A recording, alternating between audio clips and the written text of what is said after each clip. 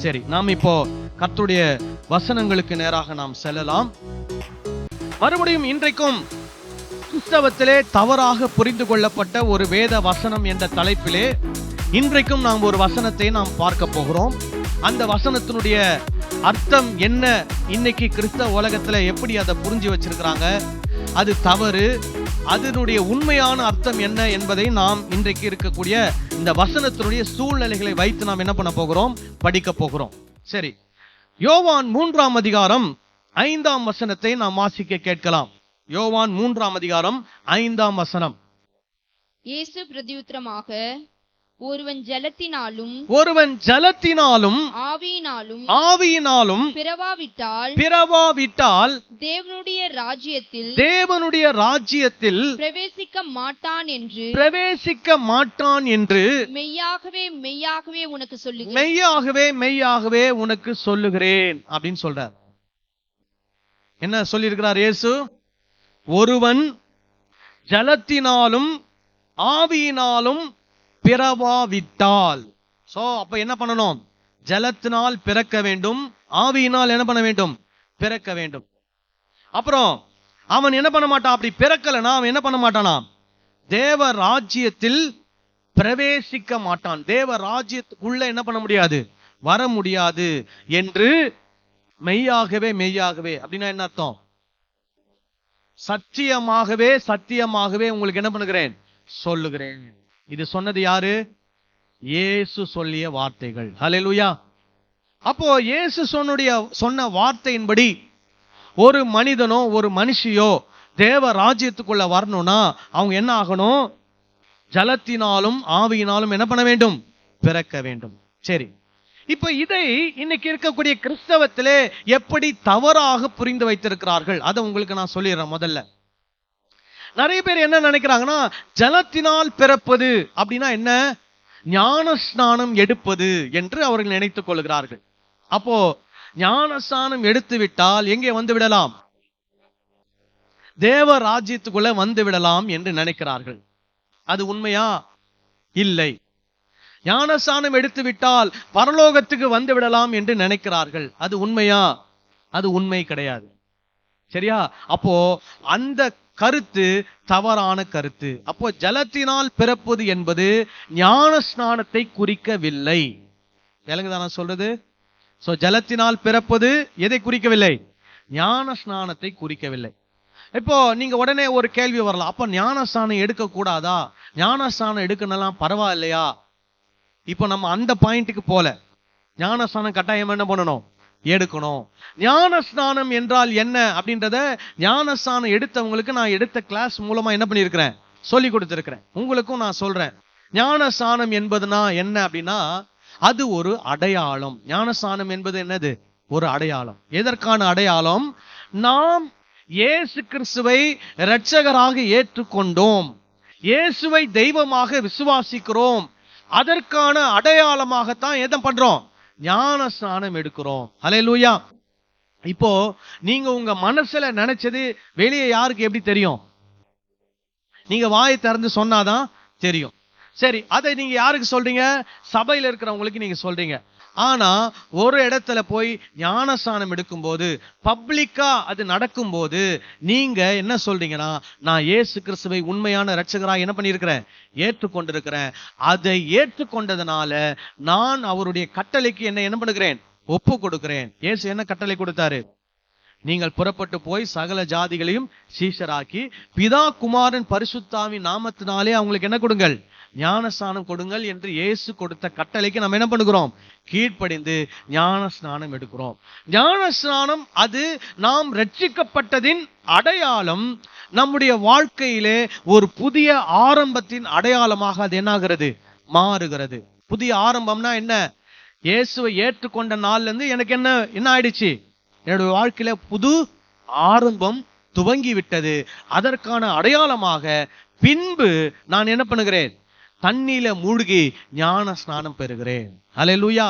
அப்போ ஜலத்தினால் பிறப்பது என்பதற்கு எது கிடையாது அர்த்தம், ஞான ஸ்நானம் அர்த்தம் கிடையாது. சரி, அப்புறம் சிலர் என்ன சொல்றாங்க, இப்போ நீ ஞானஸ்நானம் எடுத்ததுக்கு அப்புறமா என்ன பண்ணும் தெரியுமா,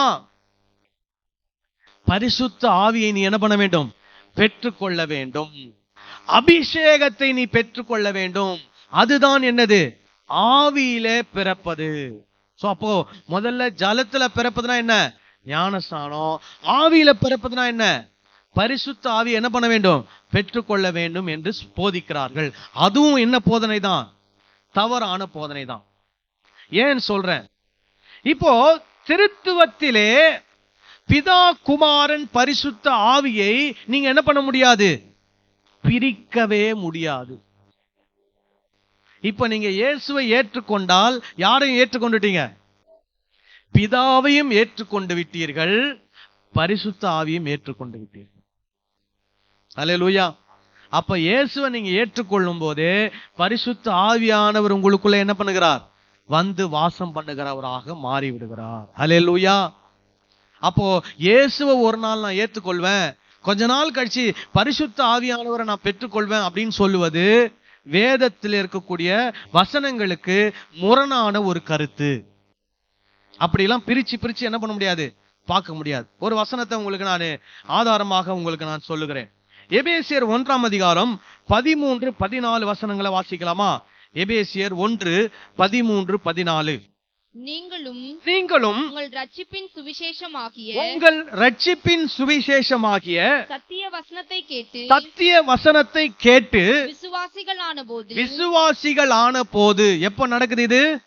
சத்திய வசனத்தை கேட்டு என்ன ஆகுறாங்க? விசுவாசி. யார் மேல விசுவாசி? இயேசு கிறிஸ்துவின் மேல் விசுவாசிகளாக மாறும்போது என்ன நடக்குது? வாக்குத்தத்தம் பண்ணப்பட்ட பரிசுத்த ஆவியால் அவருக்குள் முத்திரை போடப்பட்டீர்கள். அப்போ இந்த பரிசுத்த ஆவியினாலே நீங்கள் முத்திரை போடப்படுகிற காரியம் என்றைக்கு நடக்கிறது? என்றைக்கு நீங்கள் இயேசு கிறிஸ்துவை விசுவாசிக்கிறீர்களோ, என்றைக்கு இயேசுவை தெய்வமாக ஏற்றுக்கொள்கிறீர்களோ, அன்றைக்கு இந்த செயல் என்ன பண்ணுகிறது? நடக்கிறது. அந்த செயல் சிலர் அந்த செயலை உணர்வாங்க, சிலரால் அதை என்ன பண்ண முடியாது? உணர முடியாது. நீங்க உணர்ந்தாலும் உணராவிட்டாலும் கர்த்தருடைய வார்த்தை உங்கள் வாழ்க்கையில் என்ன ஆகிறது? செயல்படுகிறது, நடைபெறுகிறது. ஹல்லேலூயா. சரி, அப்புறம் பரிசுத்த ஆவியானவர் எதற்காக கொடுக்கப்படுகிறார்னு அடுத்த வசனத்துல சொல்றாரு. அவருக்கு சொந்தமானவர்கள்.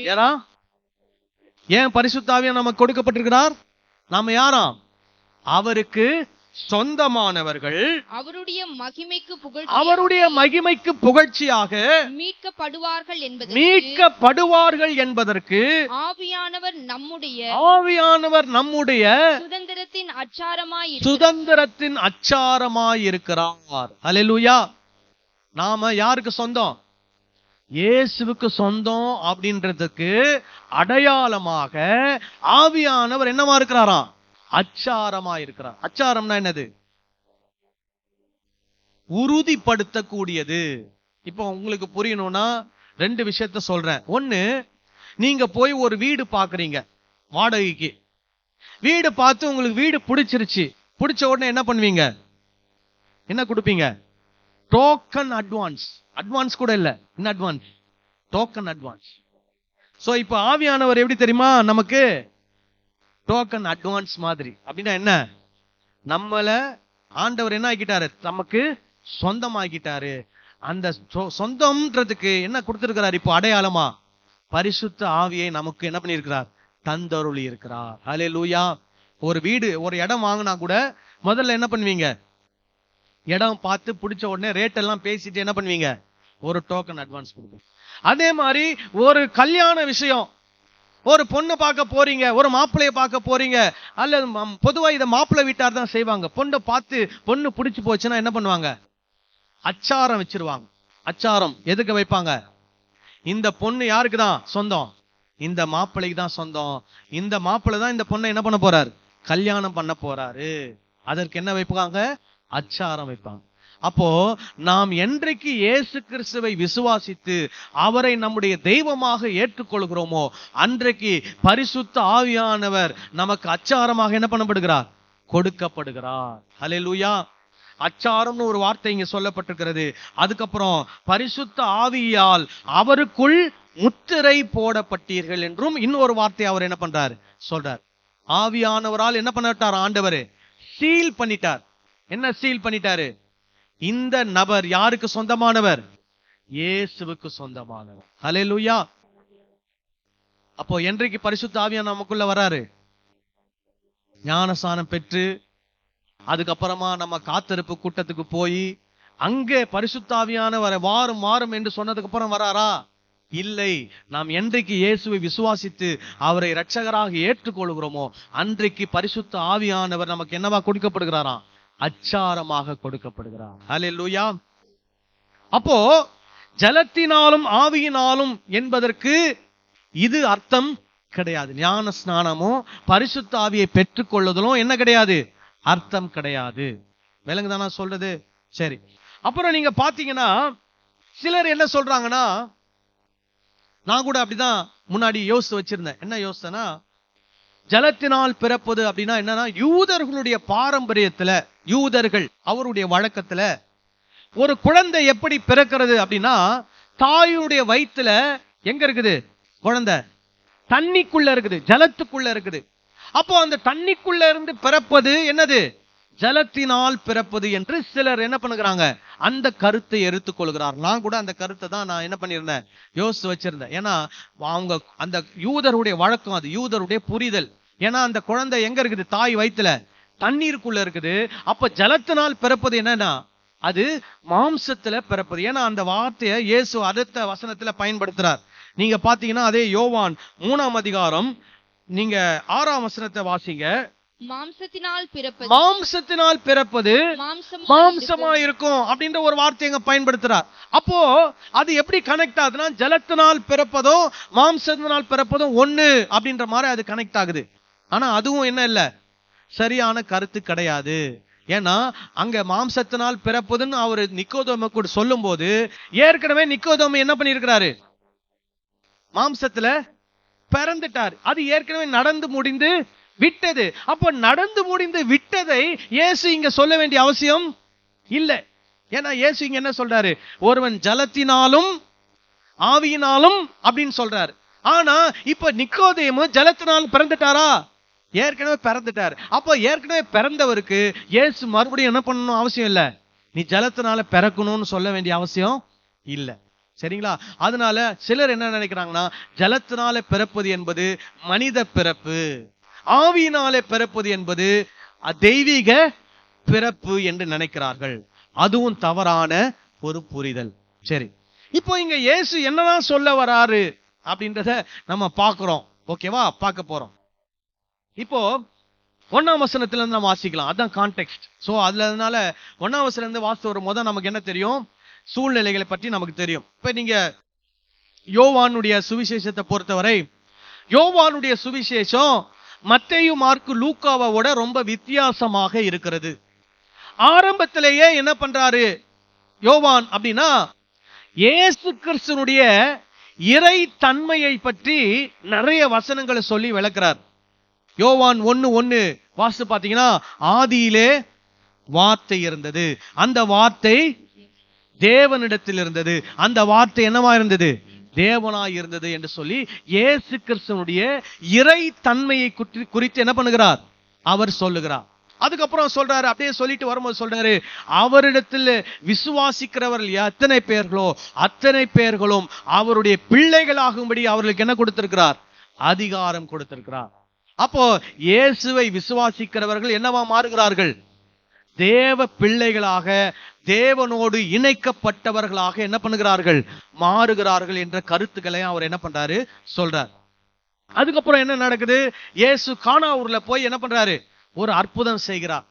அற்புதம் செய்து முடித்து விட்டு தேவாலயத்துல போய் தேவாலயத்தை என்ன பண்ணுகிறார்? சுத்திகரிக்கிறார். சோ அற்புதம் ஒரு பக்கம் நடக்குது, இன்னொரு பக்கம் என்ன நடக்குது? தேவாலயத்தை சுத்திகரிக்கிற ஒரு காரியம் நடக்கிறது. இது நடந்து முடிந்த பின்புதான் யாரை மீட் பண்றாருன்னா, நிக்கோதேமு என்ற ஒரு மனிதனை சந்திக்கிறார். இப்ப இயேசுவே போய் சந்திக்கல, அந்த மனிதன் வந்து என்ன பண்றாரு? இயேசுவை சந்திக்கிறார். சரி, 1ஆவது வசனத்துல இருந்து நம்ம வாசிக்கலாம். யூதருக்குள்ளே அதிகாரியான நிக்கோதேமு எனப்பட்ட பரிசேயன் ஒருவன் இருந்தான். சோ இவர் ஒரு அதிகாரி, இவர் ஒரு பரிசேயன். இவர் என்ன பண்றாரு, இவரை பற்றி ஒரு பேக்ரவுண்ட், இவர் ஒரு பரிசேயன். அப்படின்னா என்ன அர்த்தம்? வேத வசனத்தை போதிக்கக்கூடிய ஒரு போதகன். இவங்க பரிசேயர்கள் எப்போ வந்தாங்க அப்படின்னா, பழைய ஏற்பாட்டு காலத்துல பரிசேயர்கள் கிடையாது. அவர்கள் இந்த இடைப்பட்ட காலம் அப்படின்னு சொல்லுவாங்க. இடைப்பட்ட காலம் சொல்லும் போது மல்கியா தீர்க்கதரிசி உடைய காலத்துக்கு பின்பதாக இயேசு கிறிஸ்து வருகிற காலம் வரைக்கும் 400 வருஷம். இதுதான் என்ன காலம்? இடைப்பட்ட காலம். இந்த காலத்துல இந்த யூதா கோத்திரமும் பெஞ்சமின் கோத்திரமும் எங்க போகுது? பாபிலோனிய சிறையிருப்புக்கு போகிறார்கள். அப்ப பாபிலோனிய சிறையிருப்புக்கு போன பின்புதான் எது உருவாகுது? இந்த பரிசேயர், சதுசேயர், இப்படிப்பட்ட ஆட்கள் என்ன ஆகிறார்கள்?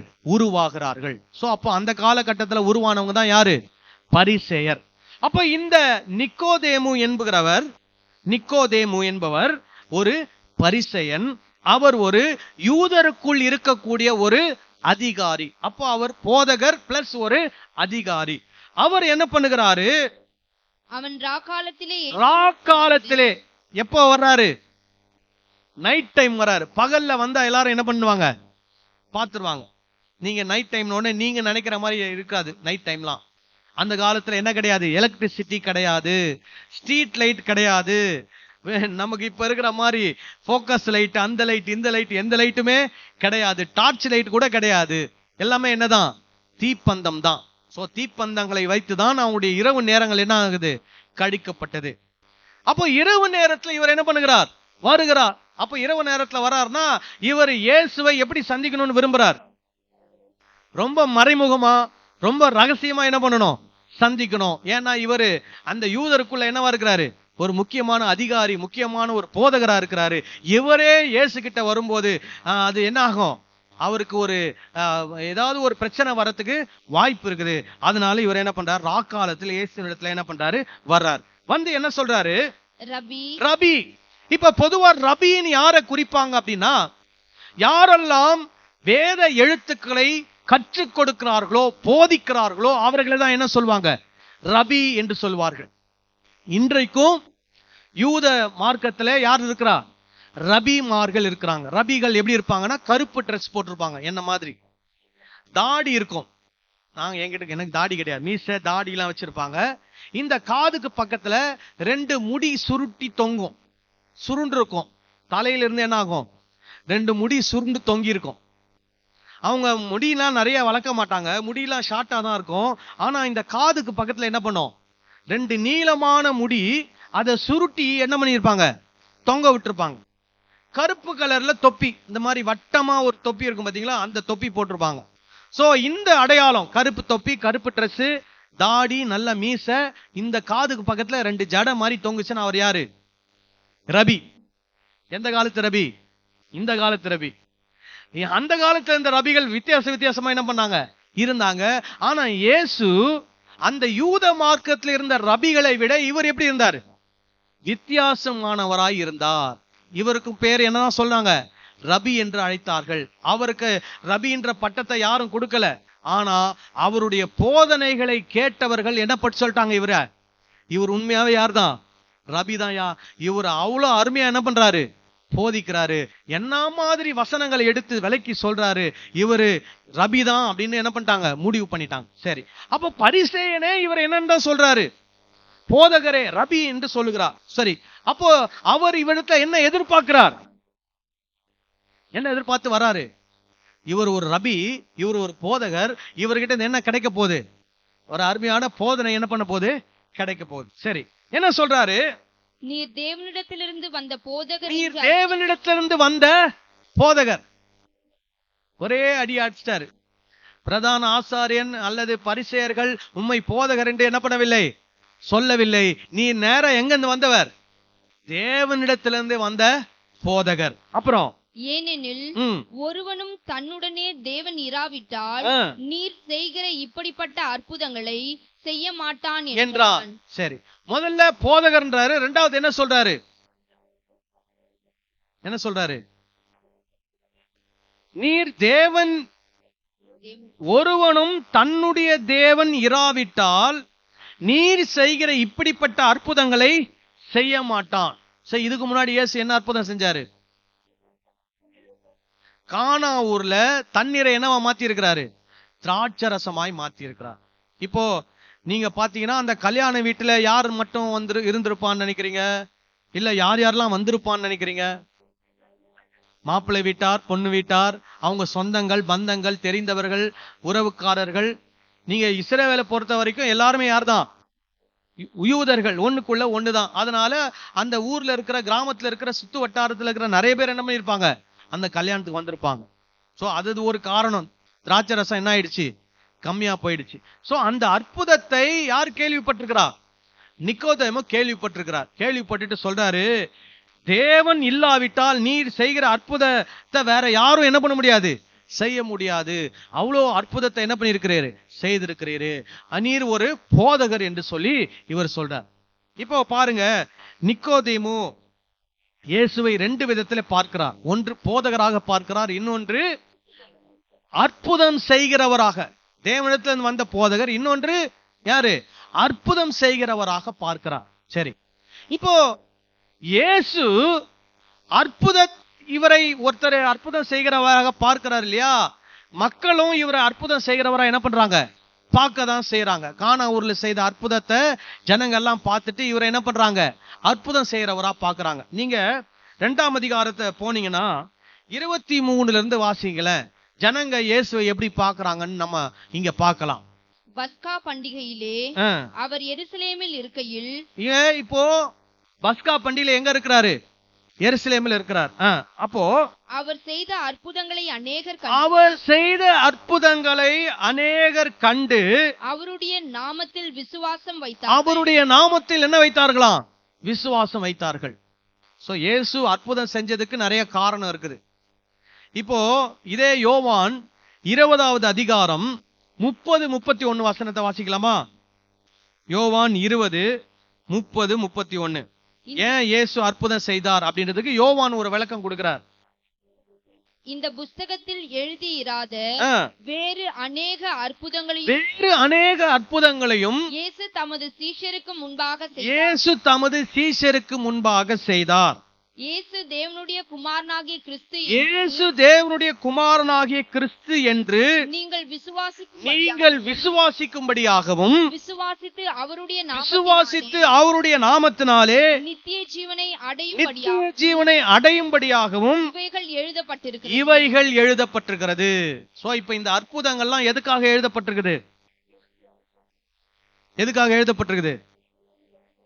இயேசுவை என்னன்னு விசுவாசிக்கணும்? கடவுள் என்று விசுவாசித்து என்ன பெற்றுக்கொள்ளணும்? நித்திய ஜீவனை பெற்றுக்கொள்ளணும். ஆனா இன்னைக்கு இருக்கக்கூடிய கிறிஸ்தவத்துல இந்த அற்புதங்களை கேட்கிற எல்லாருக்கும் என்ன சொல்லி கொடுக்குறாங்கன்னா, இயேசு அற்புதம் செய்தார், உனக்கு என்ன செய்வார்? அற்புதம் செய்வார். அப்ப இன்னைக்கு இருக்கக்கூடிய சூழ்நிலையும் சரி, அன்னைக்கு இருக்கிற சூழ்நிலையும் சரி, நிறைய பேர் இயேசுவை விசுவாசிப்பதற்கு என்ன காரணம்? இயேசு எனக்கு என்ன செய்வார்? அற்புதம் செய்வார். இப்ப இயேசு அற்புதம் செய்வார்ன்றதுக்காக நீங்க இயேசுவை விசுவாசிக்கிறீங்களா? அல்லது இயேசு கடவுள், அவரை விசுவாசித்தால் எனக்கு நித்திய ஜீவன் கிடைக்கும் என்பதற்காக இயேசுவை விசுவாசிக்கிறீங்களா? நீங்க இயேசு அற்புதம் செய்வார்னு இயேசுவை நீங்க விசுவாசிச்சீங்கன்னா, ஒருவேளை இயேசு அற்புதம் செஞ்சிருக்கிறாரு, கானா ஒரு கல்யாணத்துல அற்புதம் செஞ்சிருக்கிறாரு, குருடனை கண் பார்வை கொடுத்திருக்கிறாரு, குஷ்டரோகியை சுகப்படுத்தி இருக்கிறாரு, எனக்கும் இயேசு என்ன செய்வாரு? அற்புதம் செய்வாருன்ற நோக்கத்துக்காக நீங்க அவரை நீங்க விசுவாசிச்சீங்கன்னா, இயேசு உங்களை எப்படி பார்க்கிறாருன்றத நான் சொல்றேன். அதே யோவான் 2ஆம் அதிகாரத்துக்கு போவோம். யோவான் 2ஆம் அதிகாரம் மறுபடியும் வாசித்த அதே வசனத்தை மறுபடியும் வாசிங்க. பஸ்கா பண்டிகையிலே அவர் எருசலேமில் இருக்கையில் அவர் செய்த அற்புதங்களை அநேகர் கண்டு அவருடைய நாமத்தில் விசுவாசம் வைத்தார்கள். அவருடைய நாமத்தில் என்ன வைத்தார்கள்? விசுவாசம் வைத்தார்கள். அப்புறம் அப்படி இருந்தும் இயேசு எல்லாரையும் அறிந்திருந்தபடியால் அவர்களை நம்பி இணங்கவில்லை. அவரை நம்பி என்ன பண்ணவில்லை? இணங்கவில்லை. ஏன் உங்களை நம்பி இணங்கவில்லை? ஏன்னா இவங்க யாரு? எதுக்காக இவரை விசுவாசிக்கிறாங்க? அற்புதத்துக்காக மட்டும்தான் இவரை விசுவாசிக்கிறாங்க. இவரை என்னன்னு விசுவாசிக்கல? கடவுள் தெய்வம் என்று என்ன பண்ணவில்லை, விசுவாசிக்கல. யோவான் என்ன சொல்றாரு, அவர் ஏன் அற்புதம் செய்தார்? அற்புதத்தை பார்த்து இவரை என்னன்னு விசுவாசிக்கணும், ஆண்டவர் தெய்வம் என்று விசுவாசிக்க வேண்டும். ஆனால் ஜனங்கள் இவருடைய அற்புதத்தை பார்த்தார்கள், அற்புதத்தை பெற்றார்கள், ஆனால் இவரை என்னன்னு விசுவாசிக்கவில்லை, தெய்வம் என்று விசுவாசிக்கவில்லை. அப்படிப்பட்டவர்களை இயேசு என்ன பண்ணியிருக்கிறாராம், அவரும் என்ன பண்ணல, அவங்கள நம்பல, அவங்கள நம்பி அவங்களுக்கு என்ன பண்ணவில்லை, இணங்கவில்லை. அப்புறம் என்ன பண்ணிருக்கிறாரு, மனுஷர் உள்ளத்தில் இருப்பதை அவர் அறிந்திருந்தபடியால் மனுஷரை குறித்து ஒருவரும் அவருக்கு என்ன கொடுக்க வேண்டுவதில்லை, சாட்சி கொடுக்க வேண்டுவதில்லை. இயேசுவுக்கு யார் யார் எதுக்காக அவரை நம்புறாங்கன்னு அவருக்கு தெரியும். இன்னைக்கு உங்களுக்கு நான் சொல்ல வேண்டிய கடமை என்னன்னா, இயேசுவை அவர் செய்த அற்புதத்துக்காக அவரை நம்பாதீங்க. இனிமேலும் உங்களுக்கு ஒரு அற்புதம் செய்ய போறாருன்றதுக்காக அவரை என்ன பண்ணாதீங்க, நம்பாதீங்க. அவரை நீங்க நம்பணும்னா எப்படி தெரியுமா நம்பணும், அவர் தாங்க தெய்வம். என் வாழ்க்கையில் அற்புதம் நடக்குதோ இல்லையோ, அவர் யாரு, தெய்வம். அந்த நம்பிக்கையோடு நீங்க அவரை நம்பினீங்கன்னா உங்களுக்கு என்ன கிடைக்கும், நித்திய ஜீவன் கிடைக்கும். அல்லேலூயா. இப்போ லாசரு எடுத்துக்கோங்க. லாசரு இறந்து போயிட்டார். இயேசு அவங்க வீட்டுக்கு போறார். லாசரு உயிரோடு எழுப்புறார். இப்ப லாசரு இன்ன வரைக்கும் உயிரோடு இருக்கிறாரா? ஏன்னா அற்புதங்கள் நிரந்தரமானவைகள் அல்ல, அவைகள் தற்காலிகமானவைகள். லாசரு உயிரோடு எழுப்பப்பட்டார், அது உண்மைதான். இன்னைக்கு ஒருத்தருடைய வாழ்க்கையில நடக்கக்கூடிய மிகப்பெரிய அற்புதம் எதுவாக இருக்கலாம் அப்படின்னா, அவர் மரித்து உயிரோடு எந்திரிக்கிறது தான் மிகப்பெரிய அற்புதம். அதை விட வேற அற்புதம் இருக்குதா சொல்லுங்க? என் கால் நொண்டி நொண்டி நடந்தா இன்னைக்கு கால் சரியாயிடுச்சு, அது பெரிய அற்புதமா? நான் செத்து போய் உயிரோடு வந்திருக்கிறேன்னு சொல்றது பெரிய அற்புதமா? செத்து போய் உயிரோடு வந்திருக்கிறேன்னு சொல்றதுதான் மிகப்பெரிய அற்புதம். அப்போ அந்த அற்புதத்தை பெற்ற லாசருவே ஒரு நாள் என்ன ஆயிட்டாரு, இறந்து போயிட்டார். ஆனா நீங்க அதுக்காக இயேசுவை விசுவாசிக்காம, இயேசுவை விசுவாசித்தால் எனக்கு நித்திய ஜீவன் உண்டு, இயேசுதான் மெய்யான ஆண்டவர், மெய்யான தெய்வம் என்று நீங்கள் விசுவாசிப்பீர்களானால், இந்த உலகத்திலே உங்களுக்கு அற்புதம் நடக்கலாம், அற்புதம் நடக்காம போகலாம், ஆனால் உங்களுக்கு என்ன உண்டு, நித்திய ஜீவன் உங்களுக்கு உண்டு. ஒரு ஆமென் சொல்லுங்களேன். அல்லேலூயா. அப்ப நீங்க எதுக்காக இயேசுவை விசுவாசிக்கிறீங்க? ஆனா அவருக்கு தெரியும் நீங்க எதுக்காக விசுவாசிக்கிறீங்கன்னு. ஏன்னா ஒரு சில மக்கள் அவர் செய்த அற்புதத்தின் நிமித்தம் அவரை என்ன பண்ணினார்களாம், விசுவாசித்தார்கள். நீங்கள் அற்புதத்தின் நிமித்தம் விசுவாசிக்க கூடாது. அவர் தெய்வம், அவர் கடவுள் என்பது நிமித்தம் நீங்கள் அவரை என்ன பண்ண வேண்டும், விசுவாசிக்க வேண்டும். அல்லேலூயா. அதுதான் இங்க நம்ம தொடர்ந்து என்ன பண்ண போறோம், பார்க்க போறோம். மறுபடியும் வருவோம். யோவான் 3ஆம் அதிகாரம். இங்க நிக்கோதேமு இயேசுவை வெறும் அற்புதம் செய்யறவரா மட்டும் பார்க்கல, அவர் என்னவா பார்க்கிறாரு, போதகராக பார்க்கிறார். இப்ப இவர் போதகரா மட்டும் பார்த்தா போதுமா? இவர் என்னவா பார்க்கணும், இயேசுவை தெய்வமாக பார்க்கணும். அல்லேலூயா. இப்ப இயேசு அவர் தெய்வமா பார்த்தாதான் அவருக்கு என்ன கிடைக்கும், நித்திய ஜீவன் கிடைக்கும். இப்போ இப்போ இப்போ நீங்க எல்லாம் கவனிங்க. இப்போ நிக்கோதேமு என்ன பண்றாருன்னா, இயேசு கிட்ட எந்த கேள்வியும் கேட்கல.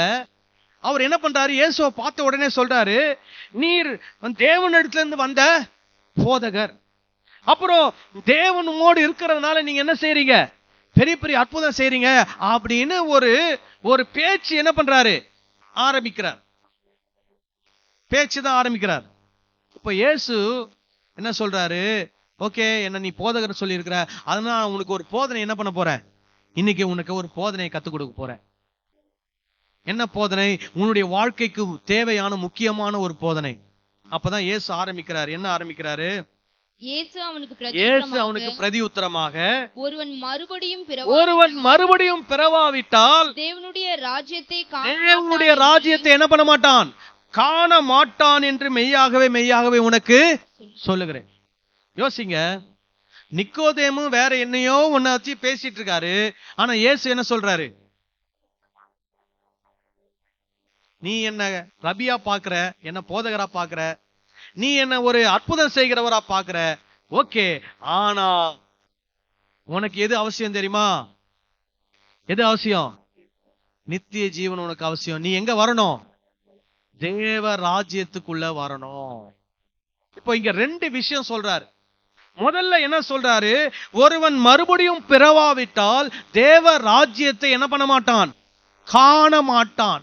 கண்ணால என்ன பண்ண முடியாது? பார்க்க முடியாது. 5வது வசனத்துல சொல்றாரு, ஒருவன் ஜலத்தினாலும் ஆவியினாலும் பிறவாவிட்டால் அவன் தேவ ராஜ்யத்தை என்ன பண்ண மாட்டான்?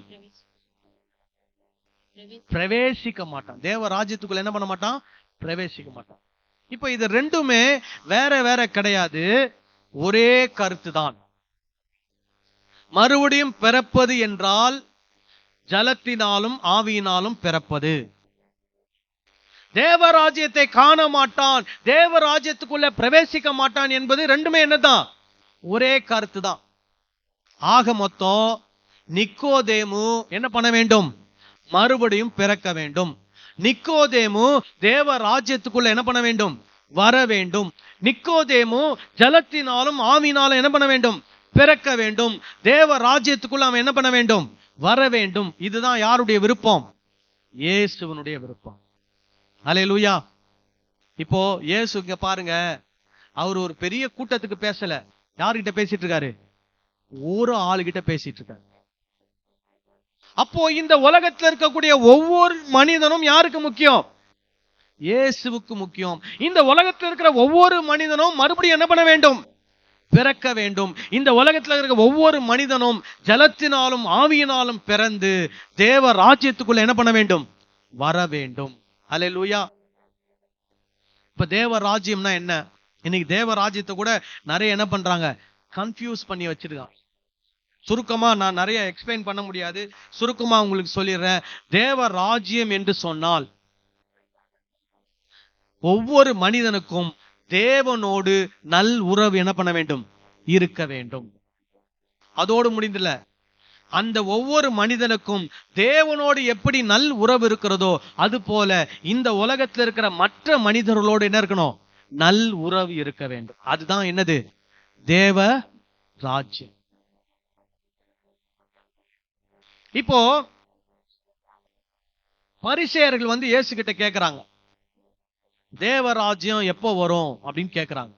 லூக்கா 17வது அதிகாரம் 20-21 வசனத்தை வாசிப்போம்.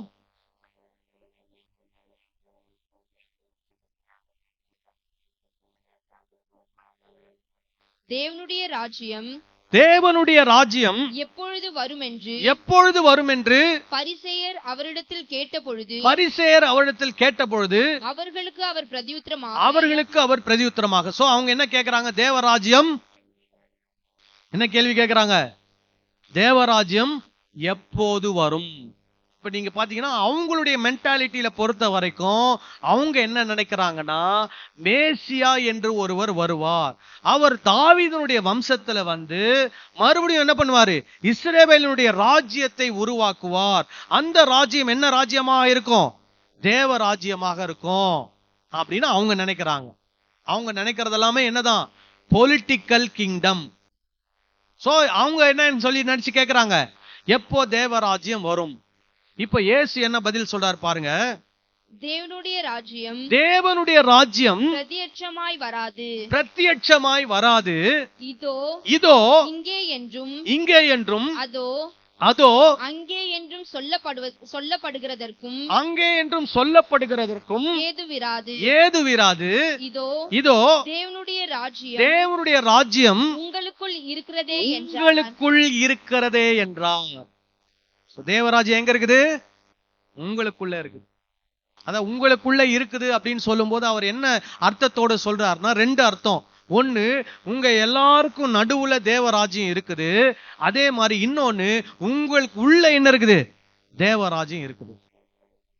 அப்படின்னா அவர் அந்த பரிசேயருக்கு என்ன சொல்றாருன்னா, நீங்க தேவனோடு நல் உறவுல இருக்கணும், நீங்க மற்றவர்களோடு நல் உறவுல இருக்கணும். அப்படி இருந்தாலே தேவராஜ்யம் உங்களுக்குள்ள என்ன பண்ணுகிறது? இருக்கிறது அப்படின்னு சொல்றாங்க. அல்லேலூயா. ஏன்னா ஆண்டவர் கொடுத்த கட்டளையில 2 பிரதானமான கட்டளை. என்ன கட்டளை? உன் தேவனாகிய கர்த்தரிடத்தில் உன் முழு இருதயத்தோடு, உன் முழு ஆத்துமாவோடு, உன் முழு பலத்தோடு என்ன பண்ணுவாயாக? அன்பு கூறுவாயாக. அப்போ எனக்கும் தேவனுக்கும் என்ன இருக்குது? நல் உறவு. அதுக்கப்புறம் உன்னிடத்தில் நீ அன்பு கூறுகிறது போல உன் பிறனிடத்தில் நீ என்ன பண்ணுவாயாக? அன்பு கூறுவாயாக. அப்போ எனக்கும் ஆண்டவருக்கு எப்படி நல் உறவு இருக்கிறதோ அது போல எனக்கும் மற்றவர்களிடத்துல என்ன இருக்குது? நல் உறவு இருக்கிறது. இதுக்கு பேர் தான் என்னது? தேவ ராஜ்யம். அப்ப இயேசு சொல்லிட்டாரு, தேவ ராஜ்யம் இப்பொழுதே உங்களுக்குள்ள என்ன பண்ணுகிறது?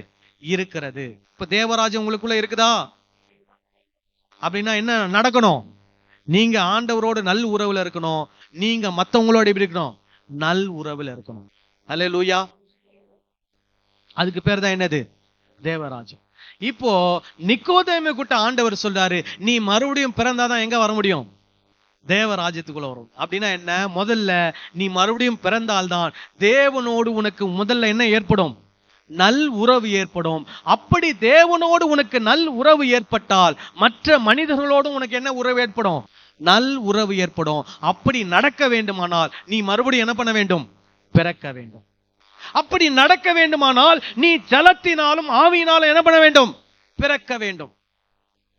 இப்ப இந்த இடத்துல பாருங்க, கிரேக்க வார்த்தை born again அப்படின்ற ஒரு வார்த்தை. born again அதுதான் என்னது? மறுபடியும் பிறப்பது. அந்த மறுபடியும் என்ற வார்த்தை, அகேன் என்ற வார்த்தைக்கு கிரேக்க மொழியே இன்னொரு அர்த்தம் இருக்குது. அதுக்கு என்ன பேர்னா அபவ்னு அர்த்தம். அப்ப born again அப்படின்றத எப்படியும் சொல்லலாம்? born above. அப்போ என்ன சொல்றாரு இயேசு அவனுக்கு? நீ மறுபடியும் பிறக்கணும்னா நீ மேல இருந்து என்ன பண்ணணும்? பிறக்கணும். கர்த்தருக்குள்ள நீ என்ன பண்ணணும்? மாறணும், பிறக்கணும் அப்படின்னு அவர் சொல்ல. புது மனிதனாக என்ன பண்ணணும்? மாறணும். இப்போ இந்த இடத்துல ஜலத்தினாலும் ஆவியினாலும் பிறப்பது அப்படின்னா இது தனித்தனி வார்த்தை கிடையாது. யோவானை பொறுத்த வரைக்கும் இதை ரெண்டுத்தையுமே எப்படிதான் சொல்றாரு? ஒன்றாக வைத்துதான் சொல்லுகிறார். நீங்க ஆங்கிலத்துல பாத்தீங்கன்னா you should be born in the water and in the spirit அப்படின்னு வரும். நீ ஜலத்தினாலும் ஆவியினாலும் என்ன பண்ண வேண்டும்? பிறக்க வேண்டும். சோ இப்ப இங்க ஜலம்னா எதை சொல்றார் யோவான்? பரிசேயர்கள் யூத பாரம்பரியங்களை பொறுத்தவரை ஒரு மனிதன் சுத்திகரிக்கப்படுவதற்கு ஜலம் மிக அவசியமாய் காணப்படுகிறது. அப்ப இங்க இயேசு அந்த பரிசேயனை பார்த்து என்ன சொல்றாரு? நீ சுத்திகரிக்கப்பட வேண்டும். இப்ப யூதர்களுடைய பாரம்பரியத்தின்படி ஒவ்வொரு மனிதர்களும் சுத்திகரிக்கப்படணும்னா அவங்க ஜலத்தினால் தங்களை என்ன பண்ணுவார்கள்? சுத்திகரித்துக் கொள்வார்கள். ஜலத்துல முங்கி எந்திரிக்கிறது இதெல்லாம் என்னது? சுத்திகரிப்பின் அடையாளம். இப்ப நம்ம ஊர்ல எடுத்துக்கிட்டீங்கன்னா ஒரு மரண வீட்டுக்கு போயிட்டு வந்தவன என்ன பண்றோம்? நம்ம உச்சந்தலையிலிருந்து ஊத்துவோம் தண்ணிய. அது எதற்கு அடையாளம்? ஒரு சுத்திகரிப்புக்கு அடையாளம். அப்புறம் நீங்க பாத்தீங்கன்னா நிறைய விஷயங்கள் சுத்திகரிப்புக்கு அடையாளமா அந்த தண்ணீர் என்ன பண்ணப்படுகிறது? பயன்படுத்தப்படுகிறது. வெளியே போயிட்டு வந்தா கை காலை என்ன பண்றோம்? கழுவுறோம், முகத்தை கழுவுறோம். சிலர் 2 முறை என்ன பண்ணுவாங்க? குளிப்பாங்க. ஏன்னா அவங்க உடம்பு எப்படி இருக்கணும்? சுத்தமா இருக்கணும். இப்ப யூத பாரம்பரியத்துல ஜலம் என்பது எதற்கு அடையாளமா பயன்படுத்தப்படுகிறது? சுத்திகரிப்புக்கு அடையாளமா பயன்படுது. ஆனா இயேசு அந்த ஜலம் என்று சொல்லி நீ சுத்திகரிக்கப்பட வேண்டும் என்று சொல்லும் போது அவர் எந்த அர்த்தத்துல சொல்றார்னா, உன் பாவங்கள் உனக்கு என்ன பண்ணப்பட வேண்டும்? மன்னிக்கப்பட வேண்டும். இப்போ இயேசு வர்ற வரைக்கும் யூதர்கள் தங்களை சுத்திகரிப்பதற்கு எதை பயன்படுத்தினார்கள்? ஜலத்தை பயன்படுத்தினார்கள். இப்போ இயேசு வந்ததுக்கு அப்புறமா ஜலம் ஒருத்தனுடைய பாவத்தை மன்னிப்பதில்லை. யாரு மன்னிக்க வேண்டும்? இயேசு ஒரு மனிதனுடைய பாவத்தை என்ன பண்ண வேண்டும்? மன்னிக்க வேண்டும். அல்லேலூயா. அப்ப இயேசு அவங்கிட்ட என்ன சொல்றாரு? நீ உன்னுடைய வாழ்க்கையில் இருக்கக்கூடிய பாவங்கள் இருந்து உனக்கு என்ன பெற வேண்டும்? நீ மன்னிப்பை பெற வேண்டும். மன்னிப்பை பெற்று நீ மன்னிப்பை பெறுவாயானால் நீ தேவனோடு என்ன ஆயிடுவா? ஐக்கியம் ஆயிடுவ. அதுதான் ஜலத்தினாலும் ஆவியினாலும் என்ன பண்ணுவது? ஆவியினால பிறப்பதுனா என்ன? தேவனோடு என்ன வருது? ஒன்றாக இணைவது. ஹல்லேலூயா. இப்போ இயேசு நிக்கோதேமுக்கு என்ன சொல்றாரு? உன்னுடைய பாவங்கள் மன்னிக்கப்பட வேண்டும், நீ தேவனோடு என்ன பண்ணப்பட வேண்டும்? இணைக்கப்பட வேண்டும். இது ரெண்டும் வேற வேறையா? இல்ல, இது ரெண்டும் ஒண்ணுதான். என்றைக்கு நம்முடைய பாவங்கள் நமக்கு மன்னிக்கப்படுகிறதோ அன்றைக்கு நாம் தேவனோடு என்ன ஆகிறோம்? இணைக்கப்படுகிறோம். அதுதான் அவர் சொல்றாரு, ஒருவன் ஜலத்தினாலும் ஆவியினாலும் பிறவாவிட்டால். அப்போ தேவ ராஜ்யத்துக்குள்ள ஒருவர் வருவதற்கு முதல் படி என்னது? அவருடைய பாவங்கள் அவருக்கு என்ன பண்ணப்பட வேண்டும்? மன்னிக்கப்பட வேண்டும். அவர் தேவனோடு என்ன பண்ணப்பட வேண்டும்? இணைக்கப்பட வேண்டும். ஜலம் ஒரு மனிதனை என்ன பண்ணுகிறது? சுத்திகரிக்கிறதுக்கு அது அடையாளமாக சொல்லப்பட்டிருக்கிறது. இயேசு இருக்கிற காலத்திலே இயேசுதான் ஒருவருடைய பாவத்தை என்ன பண்ண முடியும்? மன்னிக்க முடியும். அதுக்கப்புறம் இயேசு ஒருவனுடைய பாவத்தை மன்னித்து விட்டால் அவன் என்னவா மாறுறான்? நீதிமானாய் மாறுகிறான். அவனுக்கு தேவனோடு என்ன வந்து விட்டது? நல் உறவு வந்து விட்டது. ஆகவே அவன் ஆவியில் என்ன ஆயிட்டான்? பிறந்து விட்டான். ஹல்லேலூயா. சொல்லுது புரியுதா? மறுபடியும் பிறக்கிறதுனா ஜலத்தினாலும் ஆவினாலும் பிறக்கிறதா ரெண்டுமே ஒண்ணுதான். மறுபடியும் பிறப்பது, ஜலத்தினாலும் ஆவினாலும் பிறப்பது ரெண்டுமே எதை குறிக்கிறது? ஒரே விஷயம். என்ன ஒரே விஷயம்? ஒருவனுடைய பாவங்கள் அவனுக்கு என்ன பண்ணப்பட வேண்டும்? மன்னிக்கப்பட்டு அவன் நீதிமானாக என்ன பண்ண வேண்டும்? மாற வேண்டும். அப்படி அவன் மன்னிக்கப்பட்டு நீதிமானாக மாறும்போது அவன் எங்க வர்றான்? தேவ ராஜ்யத்துக்குள்ள வர்றான். ஹல்லேலூயா. இப்ப நம்முடைய பாவங்கள் நமக்கு மன்னிக்கப்பட்டது என்ற உறுதி நமக்கு இருக்கிறதா? நாம் தேவனோடு நல் உறவிலே இணைந்து விட்டோமா? அந்த உறுதி நமக்கு இருக்கிறதா? அப்படி என்றால் நீங்க எங்க இருக்கிறீங்க? தேவ ராஜ்யத்துல இருக்கிறீங்க. ஒரு ஆமென் சொல்லலாமா? ஹல்லேலூயா. அப்ப நம்மெல்லாம் எந்த மக்கள்? தேவ ராஜ்யத்தின் மக்கள். ஹல்லேலூயா. அப்ப தேவ ராஜ்யத்தின் மக்கள் என்று சொல்லும் போது தொடர்ந்து நம்முடைய வாழ்க்கை முழுவதிலும் நமக்கும் ஆண்டவருக்கு என்ன இருக்கணும்? நல் உறவு. நமக்கும் மற்றவர்களுக்கும் என்ன இருக்கணும்? நல் உறவு இருக்கணும். நல் உறவு என்று சொல்லும் போது நல் இணக்கம், ஹார்மனி, நல் இணக்கம். எல்லாரோட எப்படி வாழணும்? இணக்கமா வாழணும். அப்புறம் ஈக்குவாலிட்டி, எல்லாரோட சமமா என்ன பண்ணணும்? வாழணும். தேவராஜ்யம் அதுதான். யாரையுமே நமக்கு குறைவா என்ன பண்ணக்கூடாது? நினைக்க கூடாது, நடத்தக்கூடாது. அதே மாதிரி யாரோடும் நமக்கு என்ன இருக்கக்கூடாது? மனவேதனை, கசப்பு, வெறுப்பு, பிரிவினை என்ன பண்ணக்கூடாது? இருக்கக்கூடாது. தேவராஜ்யம் அதுதான். எல்லாரோடு நல் இணக்கம், எல்லாரோடு சமமான ஒரு வாழ்க்கை. ஹல்லேலூயா. இப்ப நீங்க தேவ ராஜ்யத்துக்குள்ள வந்துட்டீங்கன்னா அப்படிப்பட்ட ஒரு வாழ்க்கையை நீங்கள் என்ன பண்ண வேண்டும்? வாழ வேண்டும். இன்னும் இதுல நிறைய சொல்ல வேண்டிய விஷயம் இருக்குது. அடுத்த வாரம் என்ன பண்ணுவோம்? கண்டினியூ பண்ணுவோம். நம்ம எல்லாம் கண்களை மூடி நாம் ஜெபம் செய்வோம்.